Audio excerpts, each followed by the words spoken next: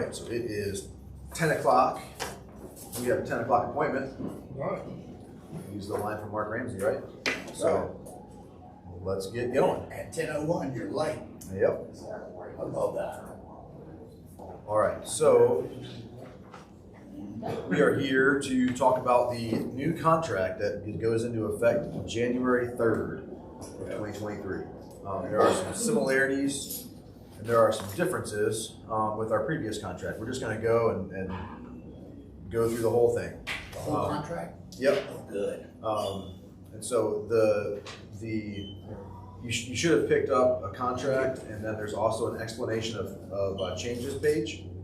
And we'll get those to the people that are going to be watching this on recording. I'm not sure exactly how we'll link it, but we'll tell you in the record or in the description of the recording how to get to these documents. But there's a 2022 contract explanation of changes, and there is a actual contract in class here for us to look at. So I've also got it up here on the TV. So let's go ahead and have at it. So this first section, so just for those that know the contract already, there are a lot of similarities. It's very much the same. There are just a lot of things that have been reordered. We felt like there were some things that didn't make a ton of sense in the way that they were ordered, like our definitions. In the previous contract, in paragraph 29, so it was like we're going to go through a whole contract, and then at the end we'll explain to you what the definitions of things are.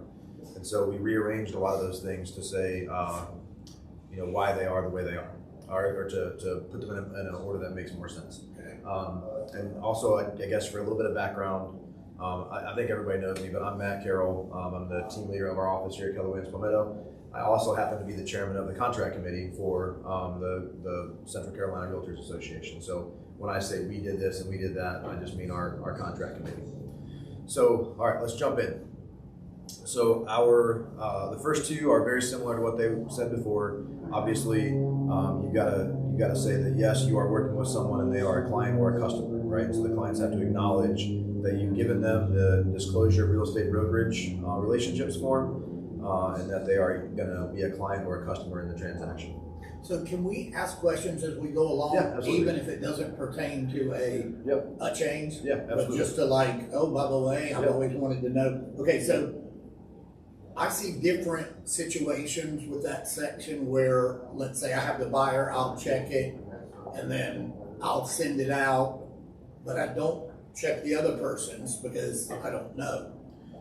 And then I've had a couple of agents say to me, you could have dropped in there so that I didn't have to go drop in there and click the box that says client for the sellers and drop mine. And I'm like, well, I didn't know that. So I don't know what agency you have. Right. So anytime you are making an offer, this is just through not just this paragraph, but through the contract. Anytime you're making an offer, you want to make an offer that the other side can just initial and sign, and it's a done deal. So any blanks that need to be filled out, you should fill out when you send it based on the assumption you're making when you're making the offer. So when you're working with a buyer and the house is listed on the market, it's a pretty reasonable assumption to assume that that person is a client of the person who has it listed. Okay. Right? You're probably not going to list a house for someone as a customer. Yeah. Right? So if it's on the market, you can assume, hey, they're a client. Obviously, they're a client. My buyer is also a client, so I'm going to check both the client boxes.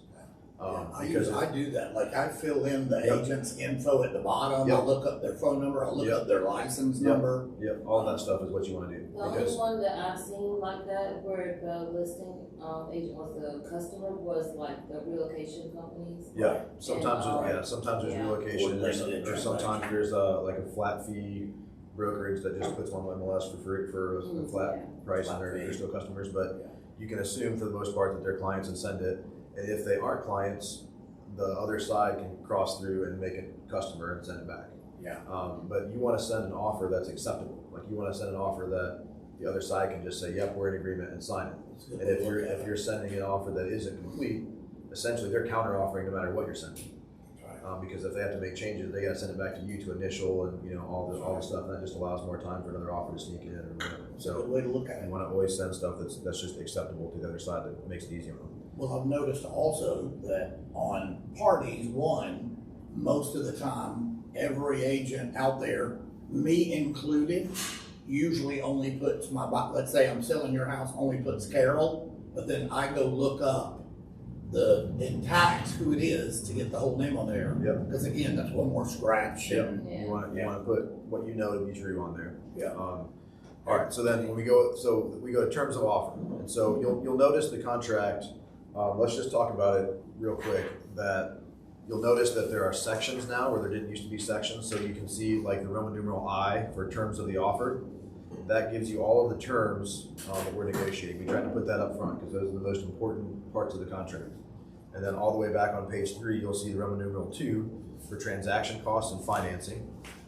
You'll see 3 for due diligence, inspections, and repairs. Number 4, back on page 6, is disclosures.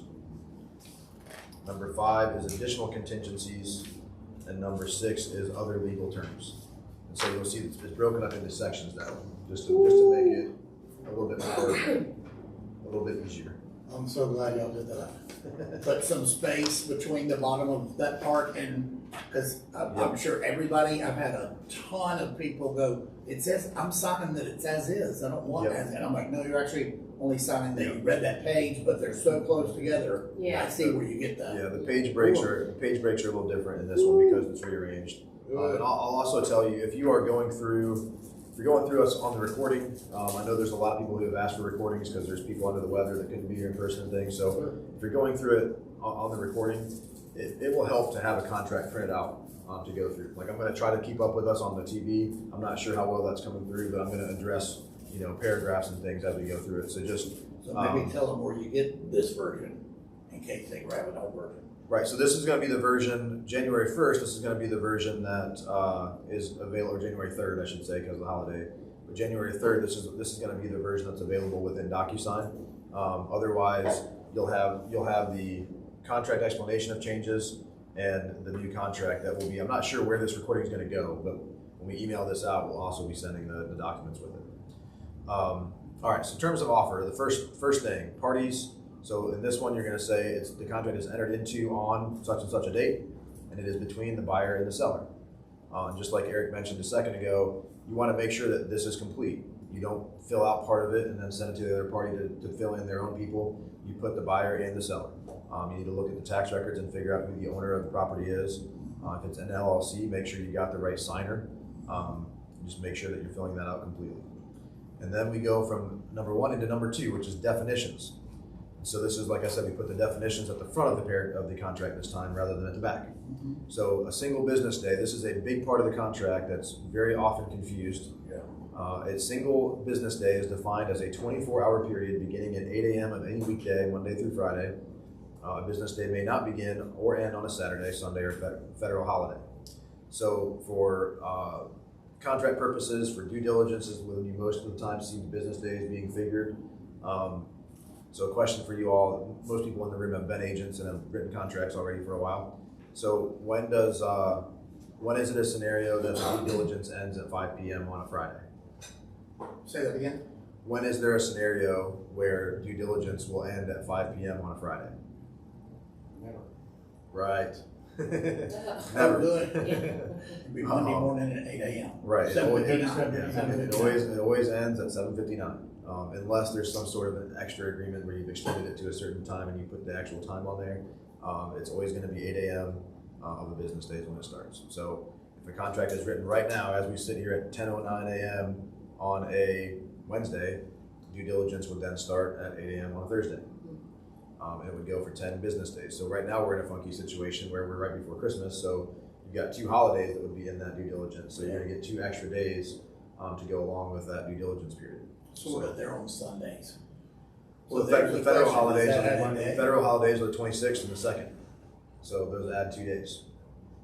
Because those are technically the federal holidays observed. Okay. All right.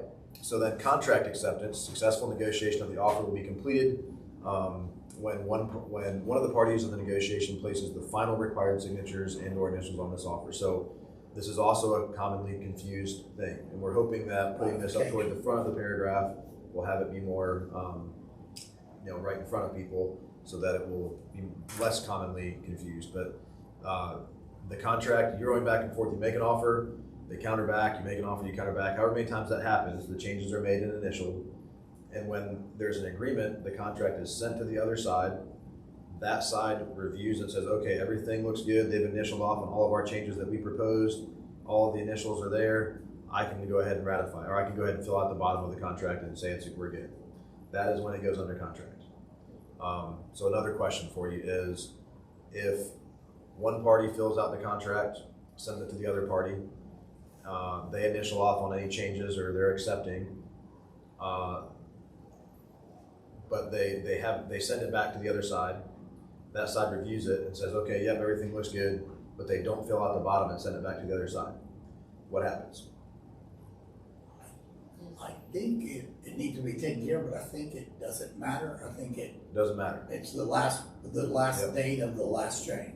Correct. That's So right. you get from when it's delivered, right? So right here in this paragraph, it says, paragraph 2B, second sentence says, contract acceptance will occur at the date and time when this party subsequently delivers a copy of this executed document to the other party. So that is when you have acceptance. It says the party receiving the document will be responsible for filling in the final acceptance date on the last page of this contract, but that part doesn't matter for the contract. The two parties, once you have an agreement that's been delivered, it's under contract. Closing, we know what that is. That is defined as the date and time the closing attorney disperses funds and the other party gets keys. Broker obviously is deemed to include all of the agents working with that broker,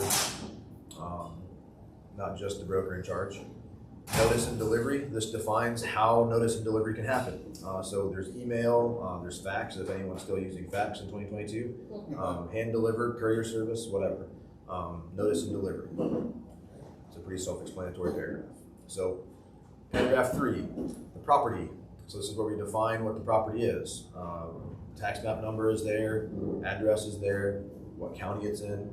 Be as specific as you can. You can find these on the tax records. You want to make sure that you're defining it as thoroughly as you can define it. And then purchase price is the last thing that goes on the front page. We wanted to make sure we had that purchase price put on the front page. It used to be kind of in the middle of the front page. It's now at the bottom of the first page. So that is the purchase price. You write that in there, just numbers. I always like to write it when I'm making an offer. I always like to write it with a .00 on it, just because I feel like it makes the offer sound bigger to the seller. It has more numbers. Put the cents on there. You get it 7 digits or 9 digits or whatever it is. You can also, I tend to counter back as a seller without the zeros and make it sound like it's a lower number to the buyers, but just That's good. tips of the trade, I guess. And then of course we're going to have each side initial at the bottom of the page. You'll also notice about the contract in all of our documents now this year for CCRA, you'll notice this says Form CCRA-01. So all of our documents now have a numbering system in the CCRA. So we'll be able to talk about this as being a CCRA 01 or a contract of sale, whichever you want to call it. But if you do not see this Form CCRA-01 on your contract you're using the wrong contract, because this just started this year.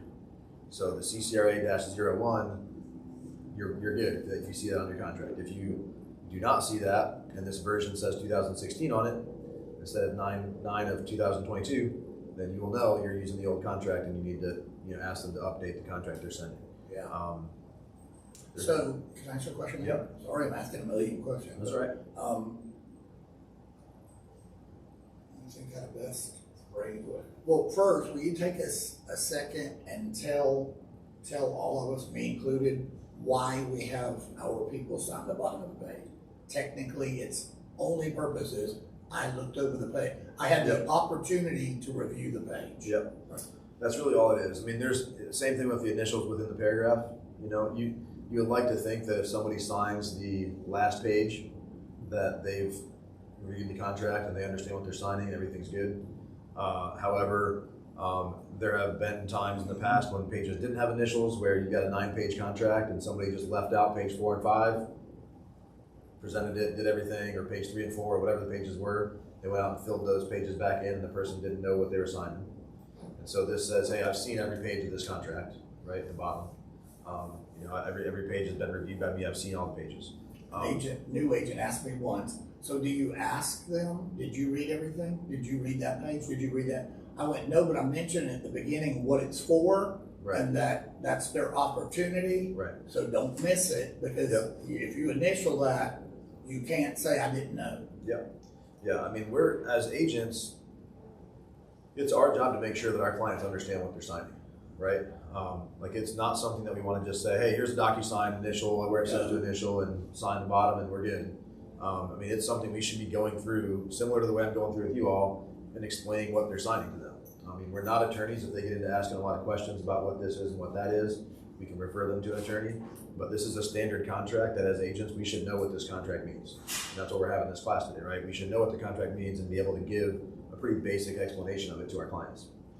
So it should never be a, hey, sign the bottom. Did you read that page? Okay, good, move on to the next one.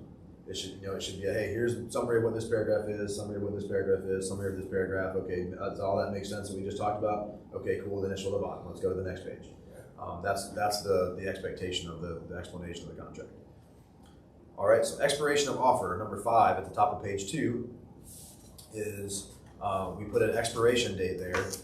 The way that I always explain this to buyers is that we're going to put an expiration date here. The seller can decide to honor that expiration date or not. All this really means is that your offer doesn't have to be valid after this time. So if we put in here 5 p.m. on January 1st, and they get back to us at 7 p.m. on January 1st, you could say, sorry, you didn't respond in time. If you make an offer and they respond to us and say we accept it 2 hours later, is the buyer very often going to say never mind? Probably not, right? They're probably going to say, okay, we're good. But they have that option. It can be withdrawn after that time. So all that means is that offer is good up until this point, and after that point, all bets are off. However, if a seller is going to counter the offer anyway, that expiration date, if the seller gets an offer and it says, hey, it's 5 p.m. on such and such a date, if you're working with the seller, you can tell them, hey, are you planning on accepting it? And if they're not, then okay, we're countering anyway. So when it expires, it doesn't really matter because we're sending another offer back to the buyers for them to decide whether they're going to accept anyway. So, if you need an extra few hours to decide what you're going to do, it's not the end of the world. All right, so everything we've gone through so far, very little changes between the contracts.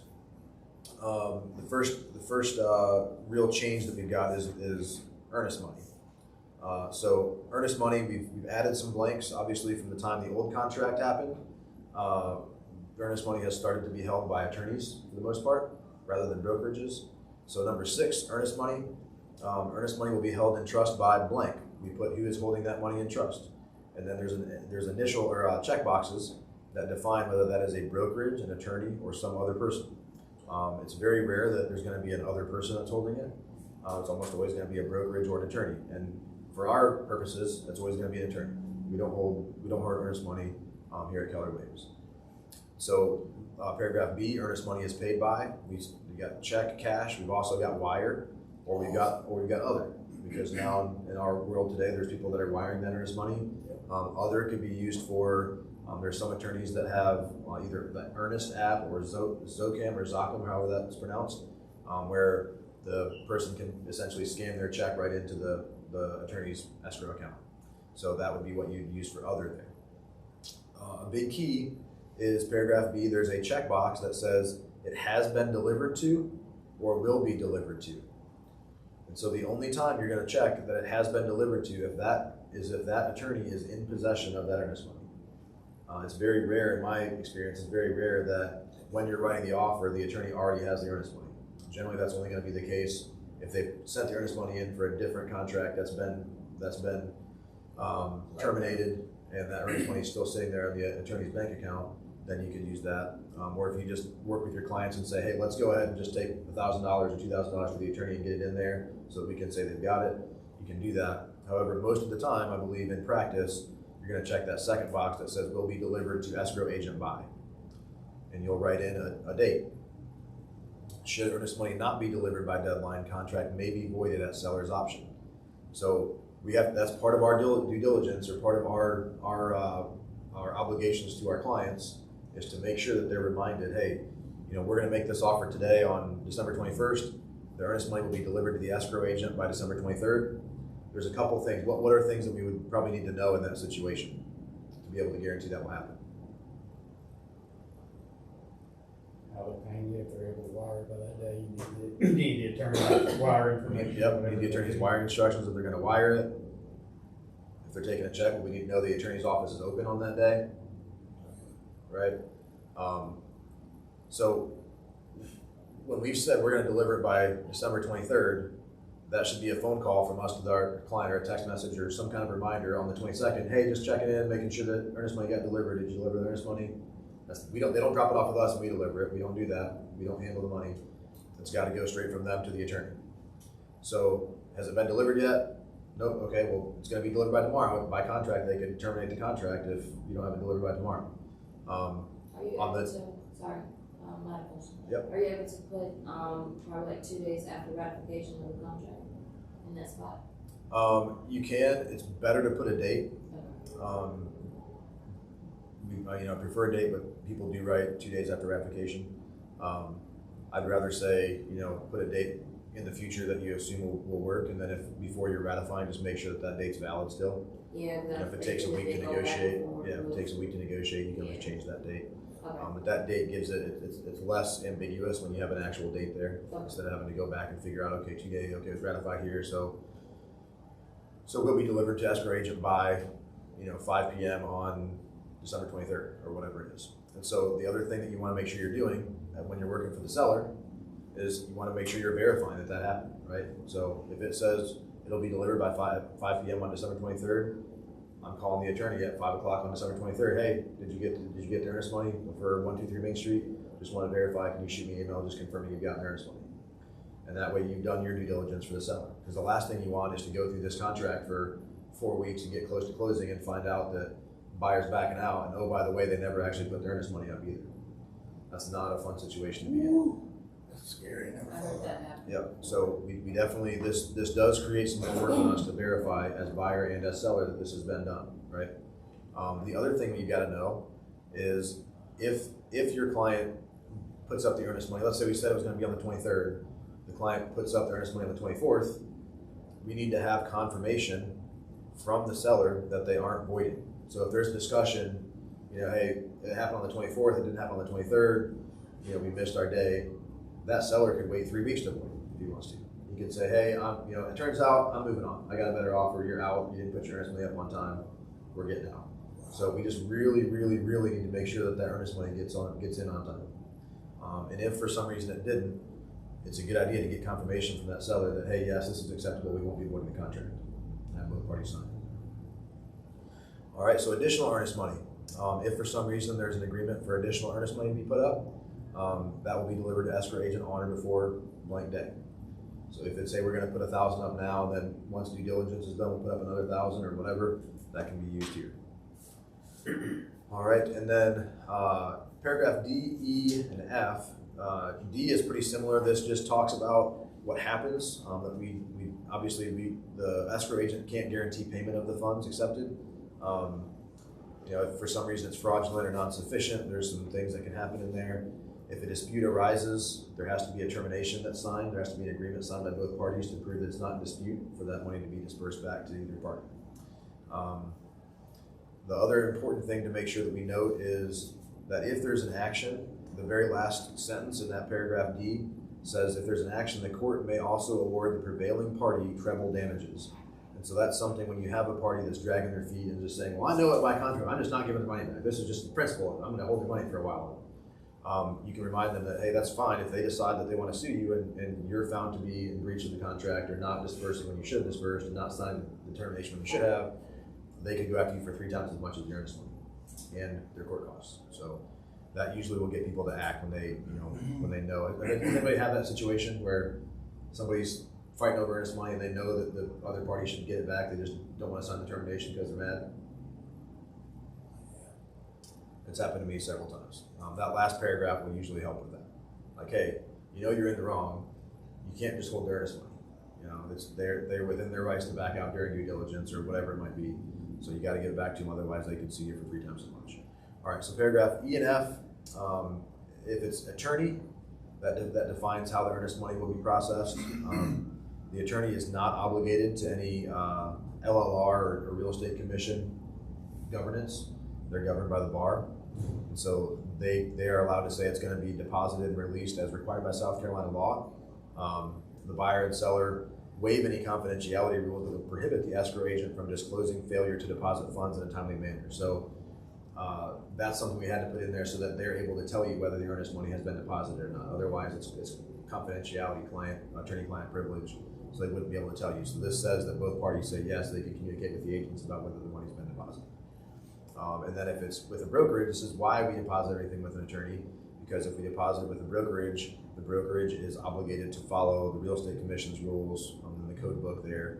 And so those are a little more complex. And that's why we have attorneys handle it for us. All right, so let's make sure I got all the changes there. Yep. All right, so a lot of the rest of this here, conveyance, date of possession, and closing. This is where you put the name on the contract, the name on the deed, and when the closing date will be. So the closing date will be on or before X date, and the deed will be prepared in the name of blank. This is something that you need to put a name there. It's not a TBD. If they don't have it figured out if they're putting it in the LLC's name or in their name, or if the husband's going to be on, or the wife's going to be on, or the kid's going to be on, or how they're going to determine it, they need to have something on there to start with. And then you can see here it says, or as otherwise stipulated by buyer. So if the buyer says, hey, it's going to be in John Doe's name, and they decide later on they're going to add Jane Doe, they can do that because that's otherwise stipulated by them. But you need to have something here so that people understand who the deed is supposed to be in the name of. And you can also say here that the seller is going to agree to convey by marketable title and to have the general warranty deed prepared. So that's something the attorney uses to prepare the right type of deed, and the seller is obligated to give clean title. Which number is that now? That's paragraph 7, where it talks about the closing date, conveyance, date of closing, and possession. And then paragraph A there, very much the same as the old one. Just says that they're going to be obligated to vacate and give possession of the property in one of a few ways. At closing, as defined in paragraph 2C. So they're going to give possession at closing. There's going to be 24 hours after closing they give possession, 48 hours after closing, or in accordance with the attached agreement. Very much so, the first one is what is checked. It's very rare that anything else is checked. I would not recommend checking 24 hours or 48 hours after closing ever. It should almost always be at closing, or the last one that says in accordance with the attached agreement. And that defines how, if they're going to do it 24 hours after closing or 48 hours, you want to have a separate agreement that's going to define how that works. Who's the insurance covering? Is there money being exchanged because of that? What happens if there's damage to the walls when they move out? You know, all the things. You want to have that separate occupancy agreement filled out. So either check the first one or the last one. Don't check one of those middle two. Let's see. And the other thing in that paragraph, it talks about the property being free of debris and in a clean condition. There's all kinds of different definitions about what that means, right? And we added this in a couple different places in the contract because we felt like it needed to be clear, where in the old contract it wasn't as clear. That free of debris and in a clean condition. So my just from a practicing standpoint, my line that I tell people when you look at a house, when you're showing buyers a house, what I recommend you say is, okay, so this is the house. This is as they knew you were coming, right? Like they're trying to sell their house and they knew you were coming. So this is their version of clean. And so if this isn't your version of clean, we need to ask for professional cleaning in the contract. If we don't ask for that, they're going to leave it like this. They'll move these couches. There might be some dust bunnies under there, or who knows what, dog hair. You don't know what you're going to find. But this is their version of clean. So if you feel like it needs to be cleaner than this, we need to ask for professional cleaning. Otherwise, if you're not planning on coming in and cleaning it yourself, just know that it may not be your version of clean when you get the house. There's not really much that we can do to go back to them because free of debris and in a clean condition is about as good as you can define something being clean. So that's just a conversation to have with your buyer. And then same thing from the seller's perspective. You know, hey, you've agreed to give it free of debris and in a clean condition, so they're going to expect that it's in pretty good condition when you give it to them. That it's going to be broom swept and there's not going to be debris on the floor. There's not going to be things you've left behind, things like that. So it's a good expectation setting conversation to have, whichever side you're on. There's constantly, I would say, out of all the things that happen at closing, that's probably the thing that's argued about the most. Is we just went to the final walkthrough and it is disgusting. I can't believe they leave it like that. And people are like, well, what are you talking about? I think it's totally clean. And it's just two different set of expectations. So address that up front with your people. All right, paragraph B. If the buyer has provided written loan commitment without additional conditions, Or in a cash transaction, the buyer has met the terms of the conditions in paragraph 12B, but hasn't closed. Both parties agree to extend the contract for a period not to exceed 5 business days.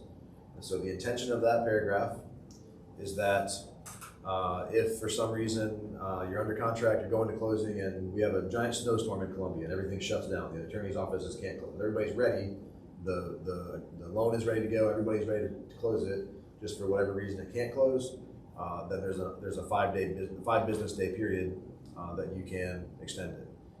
If that's the case and you're working with the seller, one of the prerequisites is that if the buyer has provided written loan commitment without additional conditions. So it has to be ready to go. It cannot be a situation where, hey, my lender's figuring the last couple of things out, we've got our automatic 5-day extension, we'll just extend it 5 days, it'll be fine. Nope, that's not what that's for. It's not for the lender to be scrambling together and getting the CD out or anything like that. It is for a true emergency, tornado, hurricane, snowstorm, whatever it might be, so that the closing can still happen. We didn't want something like that to be able to make a seller be able to walk away just for something out of the buyer's control that they couldn't close, and so that's what that's for. We did, let's see.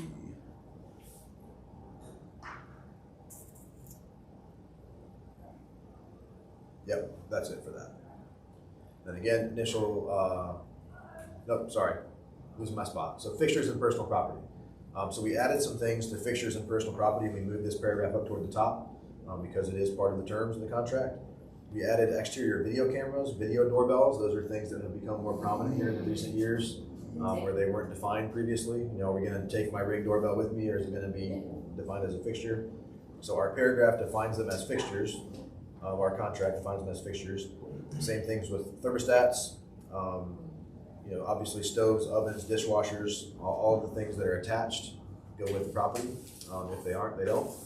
We also rearranged the paragraph a little bit. It used to be, it was kind of just this catch-all for all the things that was just brainstorm and throw everything in there we can think of as fixtures. And as the contract evolved, there was always edits and things got added to the end, and they got a little bit discombobulated. So we rearranged the order of them to kind of say, hey, here's the exterior stuff that are fixtures, here's the interior stuff that's fixtures. So all the same words are in there with those additions. They're just in a little bit different order.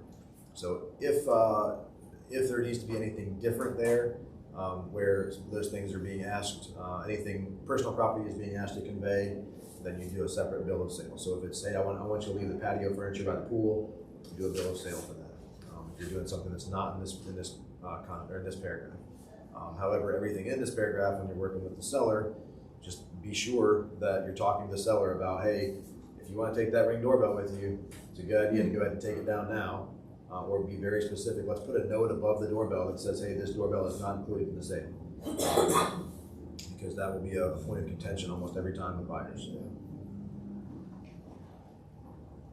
All right, and the last part of this Roman numeral 1 paragraph that talks about the terms of the contract is the home warranty coverage.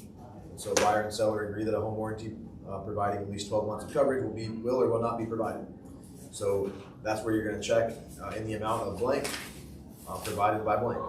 So whichever agent is going to be writing that, if the buyer's agent's writing it, those need to be filled out. We see a lot of times for some reason provided in the amount of $600, and then who's providing it is left blank. Or you see who's providing it, but the amount's left blank. Neither one of those are sufficient. You've got to know, it's got to be very specific on what exact coverage it is. It's going to be for $596 and it's going to be America's Preferred, or it's going to be $724 and America's Preferred, whatever it is. So that's very specifically defined. All right, so then we move on to the number 2, transaction costs and financing. And so there is a significant change here in this paragraph, transaction costs and financing. As we're doing these changes to these contracts, we run across things that we know are starting to become a thing and could potentially become a bigger thing as we go on. And one of those things was buyer's transaction costs. And so we bolded buyer's transaction costs and seller transaction costs. And we applied expanded verbiage for the cost to include what they are. And so we included, and this, for those that haven't seen the contract in general, this paragraph defines what transaction costs are paid by who. And so if you're going to ask for the seller to cover some buyer's closing costs, in this next paragraph we'll talk about, this defines what those buyer's closing costs are. And so you'll see toward the end of the definition of buyer's transaction costs, it defines previously agreed upon real estate brokerage fees and the cost of any inspector, appraiser, or surveyor. And so typically, the buyer's transaction costs are related to mortgage, getting their loan, origination fees, things like that, attorney's costs, those things. So the seller transaction, or the real estate commission is something that hasn't typically been considered as a buyer's cost. And in our world we're in right now, there are some situations where that maybe need to be considered because the seller may not be willing to pay a commission that you've charged on your buyer agency document. So previously agreed upon real estate brokerage fees, if you agreed upon X on your agency document and the MLS is only offering X minus 1% or whatever, then that's where you can have that other percent made up, and it can be considered a buyer's transaction costs, where when the seller's paying transaction costs, it can be paid for you. That works almost with every loan. It does not work in the VA in the case of a VA loan. A VA loan, the VA requirements override that. It says that the veteran cannot pay real estate commissions. So we wanted a path to be able to ask that, because we also know that there's some lawsuits out there, and it may go to a situation where buyers have to pay their own and sellers have to pay their own. And so if that's the case, in this situation, it allows the buyer to ask the seller to pay theirs for them. And then seller's transaction costs, deed preparation, deed stamps, all the things related to selling of the house, defines that those are related to that. All right, so we look at paragraph A and B. This is an and or, so you'll see here it says select initial and date only one of the options below. We don't do both, but you must do one. And so the first paragraph says, hey, buyer's going to pay their own and sellers are going to pay our own. So we're going to pay our own transaction costs, you pay your own, here's our offer. The second option is for the buyer to request the seller, or the seller to agree to pay costs for the buyer. So seller will pay buyer's transaction costs not to exceed blank dollars. Is it acceptable in that paragraph to write all closing costs? Okay, yeah, we got to put a number, right? You can't just write all closing costs or half of the closing costs or whatever. You got to put a number because nobody knows what those are. The buyer can just run up all kinds of costs, and the seller's like, wait, $12,000 in closing costs? This is only a $150,000 house. What are we talking about? So you don't want to leave it ambiguous. You got to define a number. And no percentage, because that can change. Right, no percentage. Yeah, it's got to be a number. I've seen that. I've got a few that the agent will send it to me and it'll say 4% of it. I'm like, well, that could change. Yep, right. Yep, exactly. And just know that there are some, depending on the loan products, there are some limits to what the seller can cover for the buyer. That's a conversation for another day. All right, and then it defines obviously also there that you don't want to just put a random number that's really high, right? Because anything that's not used just goes to the seller doesn't give that to the buyer. That's just money the seller keeps. So if you put in here that it's a $200,000 house and you want the seller to cover $10,000 in closing costs for the buyer, and the buyer only has $5,000 in closing costs, then they probably could have negotiated that price $5,000 lower and just asked for $5,000 instead, because that seller made a decision to accept essentially a $190,000 net, $200,000 minus the $10,000 they're going to pay, but they wound up only paying $5,000. So the seller kind of wound up with a little bit of a windfall because the agent asked for too much money there. So just be really mindful. Try to get that number to a pretty close number. All right. So adjustments, real estate taxes, homeowners association fees, things like that. This paragraph, the adjustments, we moved this up in the contract as well because it's important. This talks about prorations and all of those things. So the way I explain this to people is when you buy the house, you're getting a clean slate. The seller is responsible for everything up to the point you're buying, and from the time that you buy, you're taking responsibility for everything else. The point to make here is that the last sentence there in paragraph 11, all prorations are final, including any tax refund due to the change in occupancy status unless otherwise agreed to in writing. So all prorations are final. People in the past had gone through that paragraph and said, oh, well, you prorated taxes based on this, and the taxes turned out to be this, so that seller owes me some more money. Nope, they're final. So we just wanted to define that, even if there's some kind of a refund due because of tax probations weren't done exactly on point, if you sell a house in March, you don't know what the tax bill is gonna be and when it comes out in October, November. So you make the best guess, and if it's off by $50, $100, whatever, like you accepted it and you're responsible for anything after that sale. So seller gets a clean slate and they're responsible for everything afterwards. All right, so financing type. So this is, we've removed some language here about VA loans, but this is where you make a contingent on the buyer obtaining financing. So you got 2 check boxes there, and again, anytime you see check boxes like this, one or the other needs to be checked. If it's an is or is not, it either is or is not. You gotta check one or the other. If there's options where you initial here or there, you gotta do one or the other. So buyer's obligation under this contract is or is not contingent on buyer obtaining financing. If they're getting a loan, unless they have the ability to just pay cash out of pocket, then it's contingent on them getting financing. Never just, in the market that we were in for a while with as hot as it was, people were saying, oh, just don't make it contingent on financing. I know I gotta get a loan, but just make it not contingent. Well, we can't really do that. If they don't have the ability to buy the house unless they get the loan, then it's contingent on financing. And we run into an issue there before. If you can't prove that, hey, I've got 300 grand in the bank, but I'm just gonna try to get this loan, and if for some reason they don't give me the loan, I'll just pay with cash. Okay, you can make it not contingent. But just know that they've got to have a way to buy it if you're going to make it not contingent. All right, so that's it's contingent for all financing contingencies, and that all of those expire here in 5 business days prior to and not including the closing date. So up until 5 business days prior, people can back out because of the financing contingency. Once you're within 5 days of closing, that contingency is no longer valid, and the buyer can lose their earnest money if it falls through. And that's just to protect the sellers from, hey, we've got our moving truck packed, we're staying in the hotel, and the day before closing we find out, we can't buy it, they can't buy it anymore, and we're stuck. So that's why that expires like that. So again, doing our due diligence for our people, so on that 6th day before closing, if we don't have a sure thing from the attorney, we're going up to that attorney to make sure that, hey, are we good to go? Are we good to go? Are we good to go? And if they can't give you a 100% definitive answer that you're good to go on that 6th day, I'd probably be asking for a closing extension or an extension to the financing contingency, one or the other. Because after that 5th day, it's drop dead time. All right, so if buyer subsequently fails to close due to the inability to obtain financing, the buyer will be in default, right? So if you can't close on that 3rd day before closing, then you can be in default, you can lose your earnest money, you can be sued, all the things. All right, so financing type, we're gonna initial here just saying that they understand the financing contingency, and you have lots of different choices of financing to check here.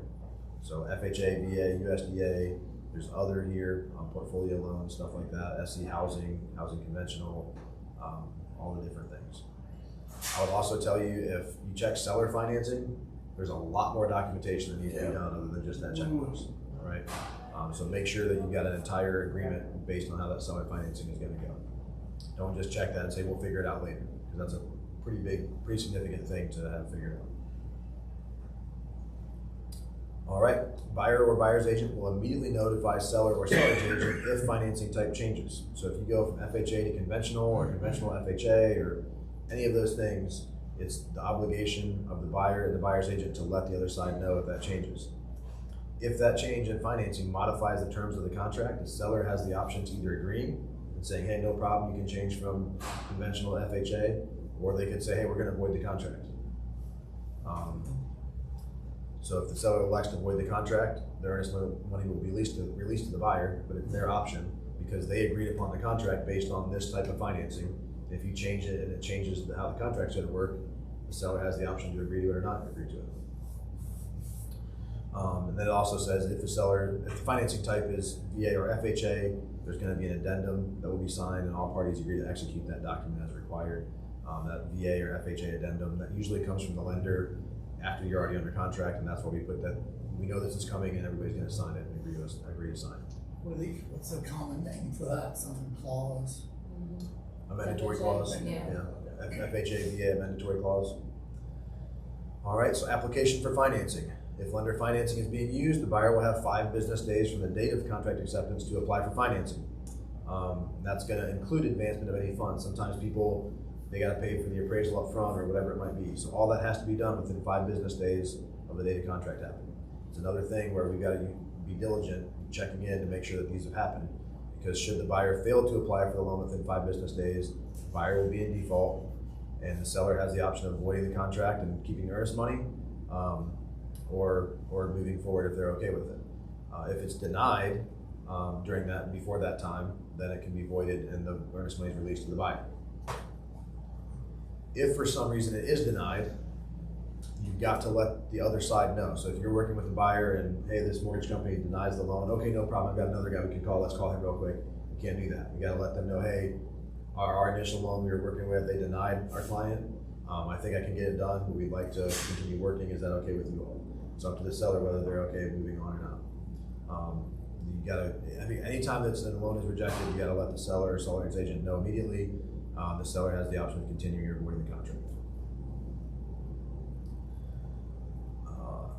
This is a big one, number 3 in this paragraph. If the buyer elects to make any material change to their financial condition that causes them to not be able to close, then that is on the buyer and they'll be in default and earnest money will be released to the seller. So if the buyer decides halfway through to change jobs or buy a car or whatever, and they can't get the loan because they did that, that's the buyer's fault. Camper, whatever. Yep. There's all kinds of things that you learn as you go through this business, right? But that's something you really want to set expectations with your people. Even if it's, hey, I had the opportunity to go take a job that's paying me twice as much. Awesome.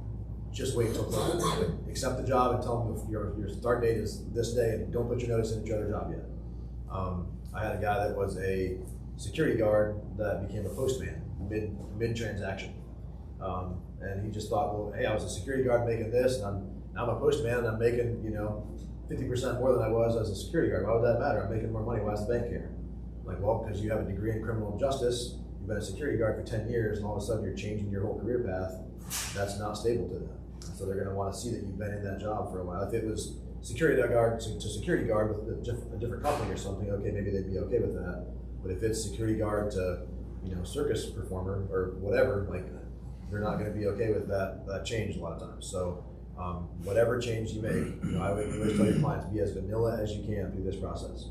Don't make any changes, even if you feel like it's a good change. Don't go pay off your car loan, even though you think that's awesome. That could be a change in your financial condition that causes something weird to go on that makes it so you can't buy the loan or can't buy the house. So let's not change anything until we're done, unless your lender tells you to. If your lender tells you to go pay off your car and you can go pay off your car, then do that. But if not, don't do it. All right, and then paragraph 4 here is one that people don't use all that often, but buyer gives permission to lender to disclose any allowable pertinent information concerning buyer's loan to any attorney representing buyer or seller and to the buyer and seller's brokers. And so if you ever call a lender and ask a question about the buyer's loan process and you're working for the seller, that lender has the agreement from the buyer to give you information. It happens a good bit. If you guys noticed that before, when you called a lender and they're like, oh, I can't tell you that, it's my buyer, I can't give you information about my buyer. You can always send them the contract or just tell them, look at this paragraph, number 4 under the financing paragraph, it says that you can't. The buyer's already given you permission. All right, seller financing. Again, if seller financing is included, there's the agents make no representations to anyone that people are financeable. And we want to make sure that the terms of the seller financing are going to be noted in paragraph 22 or a separate agreement. So definitely have that in a separate agreement. And cash transactions, there's some specific rules about that. You're going to provide written verification of availability of funds within 5 business days of acceptance, or the partial availability of funds if the remaining funds are being sourced from the sale of another property. That's another change that we've added, where if you're selling your house and that's where your funds are coming from, that's fine. You just got to be able to show, hey, here's my payoff, what the purchase price is, so I'll have this extra money to be able to put down on this house. If you're selling it to go 200 and you're selling your house for 700, and you're going to go buy a $300,000 house, you got to go show that, hey, that sale is going to produce enough money for me to go pay cash for this house. That's something that was added as well. And you'll notice in this this financing paragraph, there used to be some things in the old contract about allowable and non-allowable costs. And, you know, the seller has to pay for the termite letter, if it's a VA loan, things like that. Those have been removed because those requirements were removed by the mortgage companies or by the VA, I should say, that's not a requirement anymore. The veteran is allowed to pay for their own CL100s. So we removed that requirement from the contract. Why did they remove it? Wouldn't it like hurt the buyers? It was hurting at the time, it was hurting the buyers because the buyers were making offers on houses and not getting it because like the buyers were like, hey, I want to pay my $100 for my CL100 because I want to be competitive with these other offers. There's 6 offers on this house. They're not going to take ours because we have these additional hoops we got to jump through. The sellers have additional costs. So the sellers were like, hey, we're not going to pay a termite letter. We're not going to pay that. We'll just take one of these other 5 offers we have. So it's hurting the veterans because their offers weren't considered competitive.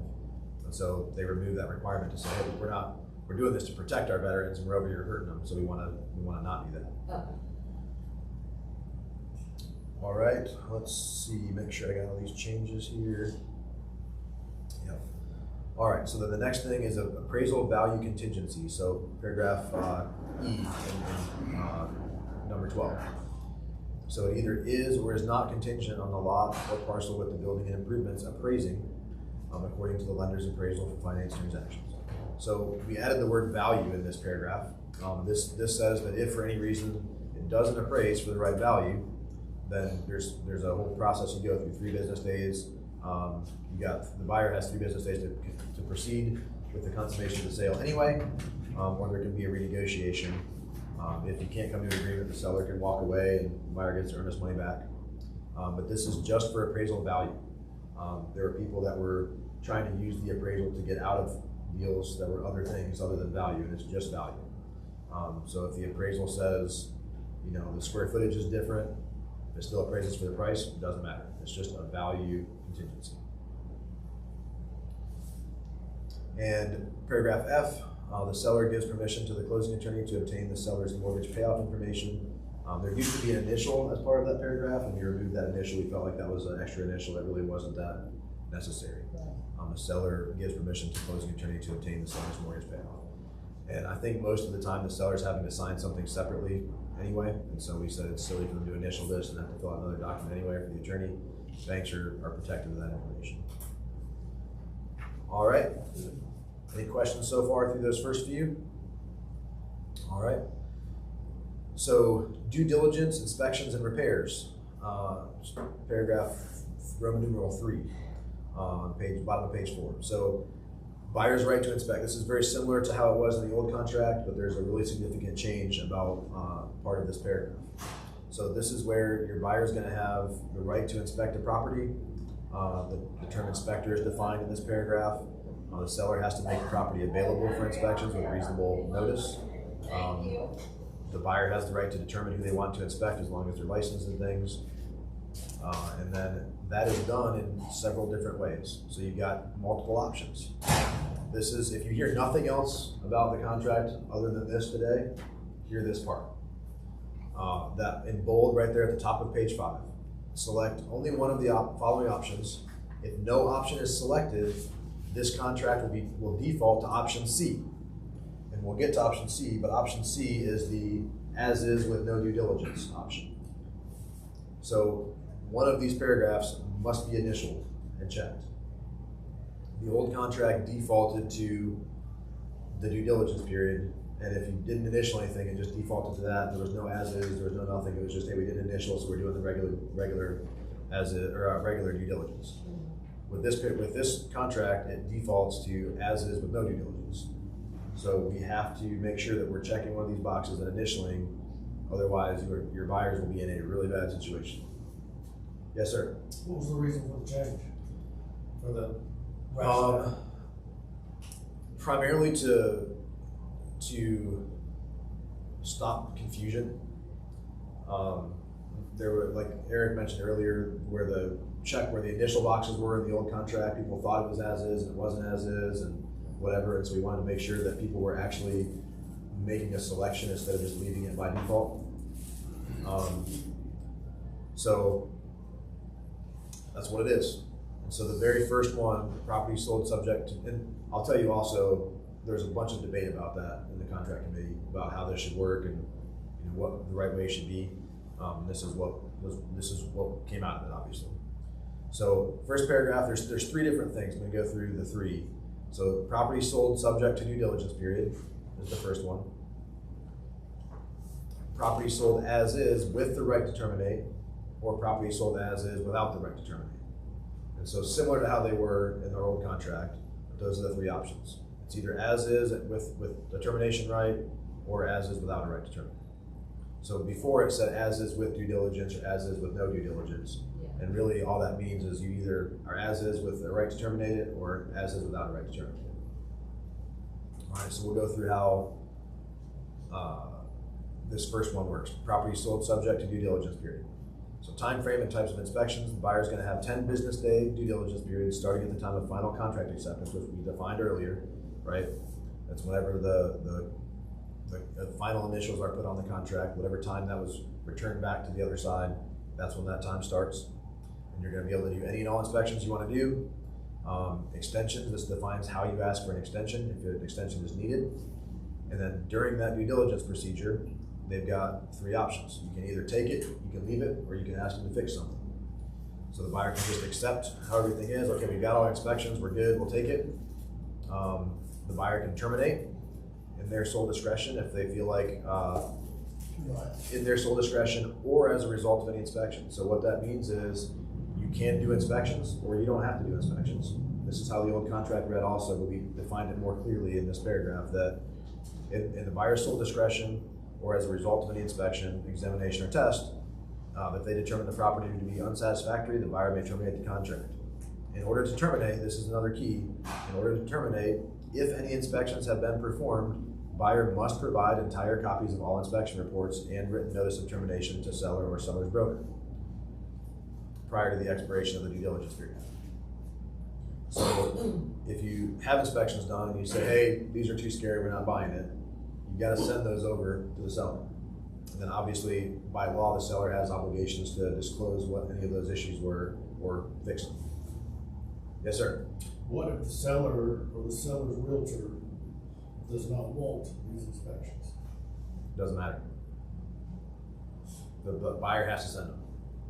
The seller receives them. Why would the seller not want them? It's They don't wanna closed. know. That's illegal. Just asking, it's out there. Yep, I know. Right. That's one of the big reasons for this paragraph. Is I that- get out there and say, hey, Matt, I love you. My person doesn't want this. Do you wanna know why? Or do you just wanna give me my earnest money back? No, I mean, that's not what it says. It says. No, I know, I get that. That's why my Right. right hand. Yep, yeah, it says, that's why it says, in order to terminate, so for you to be able to terminate, if you've done inspections, buyer must provide entire copies of all inspection reports. Otherwise, you can't terminate. So that's part of the termination, is here's the termination agreement, and here's all the inspection reports. And that's part of why we did that, because there's issues all the time with, a buyer goes under contract, oh crap, there's foundation problems.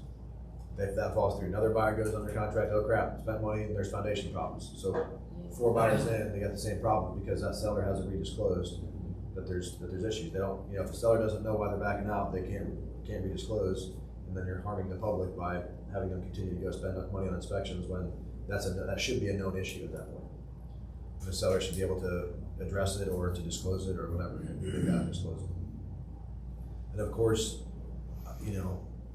one of the conversations that went back and forth was, well, what if the inspector is just a knucklehead and he says something that's just crazy and we don't want to put that out there because we don't agree with it? Well, I mean, if your person has the inspection and doesn't want to disclose it's an issue and it comes up again, that's their liability they're taking on. But our recommendation is always going to be, hey, that's a licensed inspector. They said that this is an issue. Let's call a contractor and either get it fixed or not. If the contractor says, hey, we've looked at this and this isn't an issue, let's put that out there with the disclosure also. Hey, we've got this inspection report. It says X, Y, and Z are issues. I've had it looked at by a licensed contractor. The contractor said they aren't issues, but we want to let you know that this crazy knucklehead inspector said they are, and our legitimate contractor said they aren't. So you make your own decision. But you've informed the buyer as to what's going on. This might be off topic, but once that situation happens, how does it, if you go back under contract on the same property and somebody says, well, what happened? Well, we had inspections, they didn't wanna even ask for stuff, or whether it's that, or they asked for way too much and my people were like, nah. And the new one says, can I see those reports? What does the law say about that? They Can should we- already be out there for them, right? Yeah, I mean, Not the report. If you already have it. yeah, I mean, my recommendation is if there's already been an inspection on that property and the seller has the inspection, Put it in the document. put it in the documents. But everybody Because does. then it's, hey, I'm disclosing, like, I'm not hiding anything. Right. I'm disclosing everything that's been said. And that's where I say, like, if that report's in there and the seller feels like some of that's just BS or not legitimate, then get a contractor to tell you it's not legitimate, and put that report in there and say, hey, you know, this is what the inspector said, this is what the contractor says, you know, not an issue. Yeah. You know, what our practice is we have a pre-inspection done. We put that pre-inspection out there to everybody. Yeah. And we'll have a pre-inspection before we list, have the contractor make repairs, or at least give us a quote, and then it's already out there. Yeah. So, you know, there's lots of different ways to try to get ahead of that, so that you're not surprised with a 14-page inspection report. Right. But then another big key to this paragraph is that if buyer fails to give such notice prior to the expiration of due diligence period, right? So if the buyer doesn't say, hey, I'm terminating, then the buyer will be deemed to have accepted the property as is, with the seller having no obligations to make any repairs or replacements to the property, and the buyer being obligated to proceed with the transaction.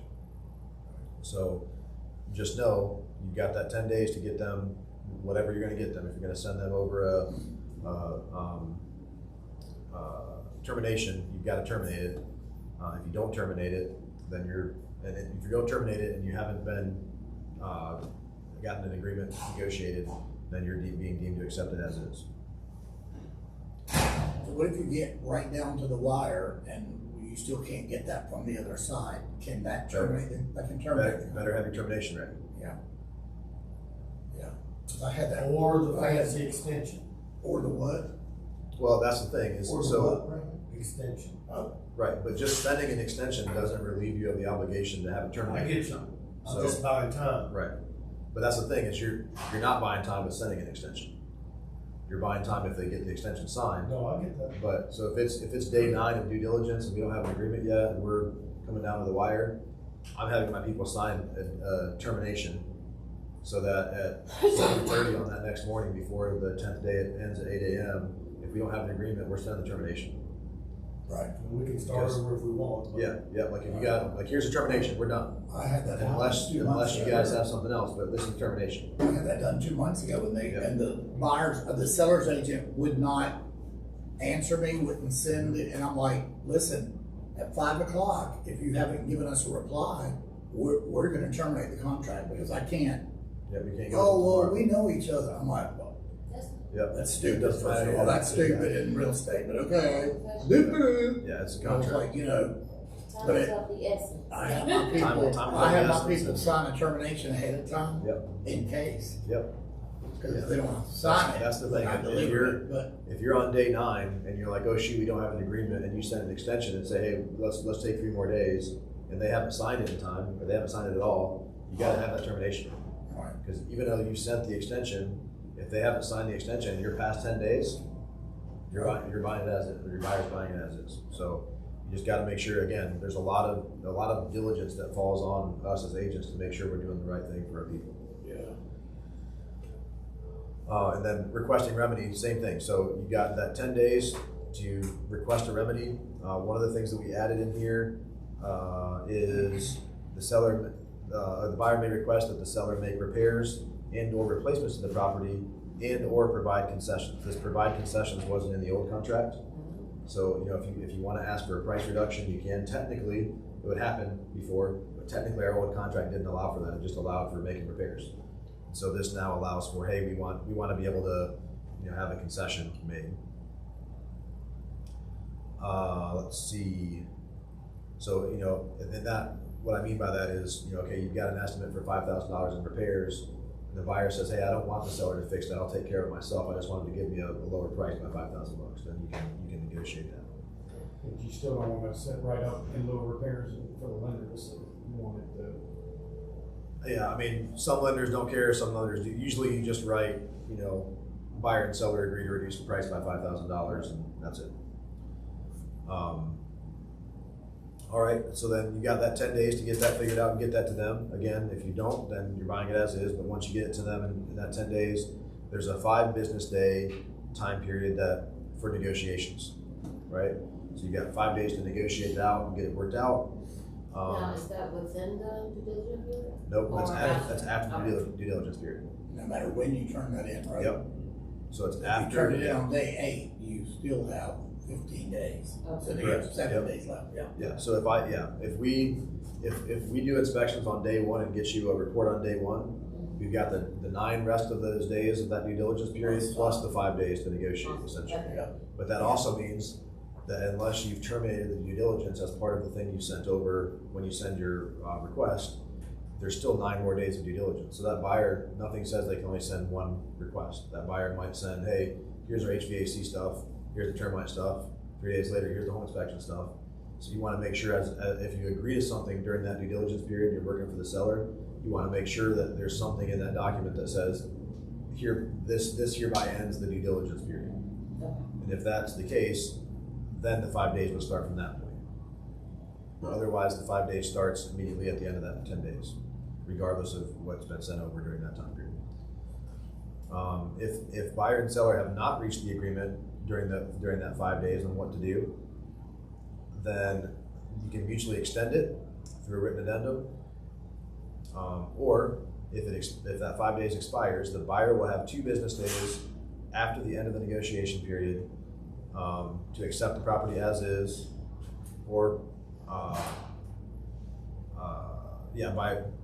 as is in its current state with no repairs or replacements made by the seller by providing written notice, or if it isn't extended, and the buyer doesn't provide written notice to accept it as is, then either party can terminate the agreement. So essentially, if you don't get it worked out, you can say, hey, I'm taking it as is within 2 days, or you can say, hey, we're terminating it, we're not moving forward. All right, and that ends page 5, but we're still now in that inspection period. We also have to know that for FHA and VA appraisal inspections, the property may be inspected by an appraiser, and if that's the case and there's additional things that are asked for, that's outside of any kind of due diligence repair requests. So if the appraiser identifies repairs to be made because of loan approval and the seller elects not to make them, the buyer will have the option of paying for and completing the repairs or avoiding the contract. But the VA appraiser could come out and say things that aren't something that an inspector says. Like an inspector is probably not going to call out that there isn't a handrail here on certain steps or something like that. And a VA appraiser or FHA appraiser could go out and say, hey, you got to add a handrail. That's something that's outside of that due diligence negotiations. And they can still ask for concessions for that part too, right? If the seller's not willing to do the work? They could. It's just that's going to have to be done. If it's on the appraisal, it's going to have to be done before closing. So, all right. So then the other 2 options, like we talked about, property sold as is with right to terminate. All parties agree that property is being sold as is, with all defects, including but not limited to lead-based paint, blah, blah, blah, blah. Buyer will have a 10 business day due diligence period to do any and all inspections they want to do, and essentially decide to either avoid the contract or to move forward with the contract. That's the middle ground of liability, right? I'm not going to ask you to fix anything, but I might still back out. So the way I explain these things is the first one, you've got 3 options. You can either take it, you can leave it, or you can walk away. Or you can take it, you can leave it, or you can ask them to fix something, right? Those are your 3 options. Take it, leave it, ask them to fix something. This paragraph just eliminates that 3rd option. So you're either going to take it or you're going to leave it. So, The next paragraph, paragraph C, is property sold as is without right to terminate. And so that eliminates the 2nd one and the 3rd. You're just taking it. There's no, you're walking away, there's no, you're asking for repairs. You're just, I'm buying it. As buyer's agents, the only time that this paragraph should really ever be used is in the case of somebody maybe tearing a house down. They're going to buy something and just tear the house down and start over again. But even in that case, I'd still probably want to be able to have inspections. You know, I've bought houses like this occasionally as investment properties because I know the house really well. I've looked at it really thoroughly myself, or I've had an inspector look at it prior to, and I already know what I'm getting myself into. But it is a very, very, very risky way to buy a house. We're going to recommend to our clients that they do not use this option ever. And I'd really recommend, if our client does decide to use this option, that we get something from them saying, hey, I've recommended that you don't do this and you decided to do it anyway. Like against my recommendation, you decided to go ahead and buy it without the rent attorney. That's a good idea. And like again, we do it like sight unseen addendum. Yeah. kind of. I mean, Yeah. they could have seen it, but yeah, it's similar to that. And so, but again, remember that if C, B, or A here is not checked, Automatically. then it automatically defaults to C, which is a big deal. Yeah. Let's make it pay attention. The contract will default to option C if one of them isn't checked. So if one of them is not selected and initialed, you're going with C. Say that again, Matt. If A, B, or C is not checked and initialed here, then you're going with option C. I wanted to, okay, for section B, I just wanna make sure, so if there are safety hazard issues, we can ask for them? Nope, You cannot. nope. What do you? Take it or leave it. Just take it or leave it. Oh. As is as is. So you're buying it with all defects, including but not limited to lead-based paint hazards, et cetera, et cetera, et cetera. You've got 10 days to do any inspections, anything you want to do that you deem appropriate and necessary, but the seller will have no obligation to make repairs or replacements to the property or provide concessions as a result of the inspections. Buyer may proceed under the terms of the contract or void the contract. Those are your options. You can proceed or you can void it. And that's technically, you could talk to your person and say, if we stick with our guns, they're walking away. So, you'd have to get it in writing, but you could still, because I've done that a couple times. I've been like, yeah, we're buying that, but we didn't know it's going to mean this, and I bet they don't even know it. So let's show them and then say, hey guys, I know we checked as is, but we need It's a lot of everybody to stuff change that about based on safety. this, or we're going to And terminate. I always thought you could ask for the safety issues even if it was as is. Nope, it's as is. I always gotta push back. What are y'all talking about? Yep, as is as is. So, I mean, the way to handle that is if there's something major, if your person's gonna back out over it anyway, then like Eric said, you can call the other side and say, hey, we know we're buying it as is. My people knew that going in. We did not expect there to be $12,000 in HVAC repairs. And so, Because my, some of them my, don't my, buy yeah, my buyers are willing to walk away over it. I just wanted to let you know about it so you can ask your sellers, because if they're willing to take care of that, then we'll still proceed. We'll change So it maybe and just get it initial. maybe just ask your seller if they'll take care of the HVAC. If they won't, no problem. We'll walk away. They can find somebody else. But we didn't know about it. They didn't know about it. It looked good to us, and it's probably something they're going to have to fix for anybody. And so if they want to fix it for us, we'll move forward. If not, we'll walk away. And you just got to make sure you do that within your time period to walk away. Okay. But don't do it in writing. Like, don't send them something saying, hey, we want them to fix the heating and air, because then you're going against what you've agreed to in the contract. Oh. So, But what just if do they, it by phone. but what if they agreed to do something and they wanted it right, and that's okay? Well, right, so if they say yes, that's Okay. fine. Then you unwrap the Then, contract. yeah. Start. Right, you Alright. say, okay, yeah, we'll take care of that. Then, okay, cool, they've said they'll take care of it. We're sending over the addendum signed, we're good. Okay. But just don't send over the addendum, Yeah. because then they can say, no, we're not doing it. You've gone against the contract, we're voiding it, we're keeping your earnest money, et cetera, et cetera. Okay. All right. So, condition of property. Again, unless otherwise agreed to, after any inspections and after any repairs, the seller agrees to maintain the property, including but not limited to lawn, shrubbery, et cetera, et cetera. So this just says you've got to maintain the property in the condition it was in. This paragraph was a change. It used to say that except for in the case of as is, that you'll maintain the property.